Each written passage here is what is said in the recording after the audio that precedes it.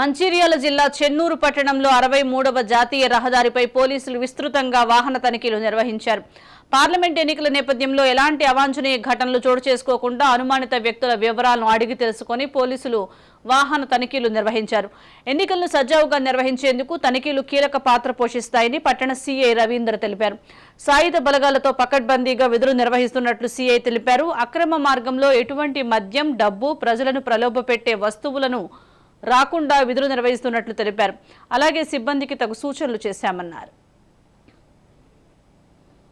రాబోయే పార్లమెంట్ ఎలక్షన్స్ను దృష్టిలో పెట్టుకొని ఈరోజు రామగుండం సిపి గారి ఆదేశాల మేరకు, డీసీపీ గారి ఆదేశాల మేరకు మేము ఈ యొక్క చెన్నూరు పట్టణంలో స్పెషల్ డ్రైవ్ కింద వెహికల్ చెకింగ్ చేయడం జరుగుతుంది. అలాగే డ్రంక్ అండ్ డ్రైవ్ కూడా కండక్ట్ చేయడం జరుగుతుంది.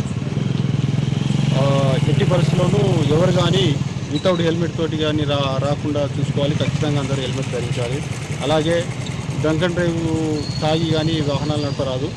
ఎందుకంటే అది వాహనాలు నడిపి మీరు తాగిన వాహనాలు నడపడం వల్ల మీకు ప్రమాదం జరగవచ్చు, లేదా మీ వల్ల ఇతరులకు ప్రమాదం జరిగే అవకాశం ఉంది. కాబట్టి ఎట్టి పరిస్థితుల్లోనూ ఈ డ్రంక్ అండ్ డ్రైవ్ చేస్తూ వాహనాలు నడపవద్దని చెప్పి మరొకసారి